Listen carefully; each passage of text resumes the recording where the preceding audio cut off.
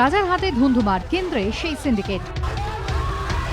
ভাঙচুর সিন্ডিকেটের অফিস। স্থানীয়দের দাবি, বেলা 12টা নাগাদ 5 বছরের শিশুকে নিয়ে রিকশা করে যাচ্ছিলেন সাবেরা বিবি।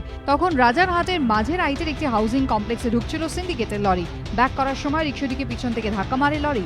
লরির পিছনের চাকা পিষে দেয় মা ও শিশুকে। স্থানীয়দের দাবি, সিন্ডিকেটের সামগ্রী নিয়ে বেশ কয়েকদিন ধরে অপরিসর এই এলাকার মধ্যে দিয়ে 10 চাকার লরি যাতায়াত করছিল। বারবার বারণ করা সত্ত্বেও তা বন্ধ হয়নি। সিন্ডিকেট বাহিনী এবং গ্রাম পঞ্চায়েত সদস্য মিলিতভাবে এইভাবে পুকুর ভরাট করে বেআইনি রাস্তা প্রত্যেকটা দিন মানুষের অসুবিধা করে এইভাবে প্রজেক্টের একটা করছে। দুর্ঘটনা ঘটেছে, 2টো প্রাণ চলে গেছে।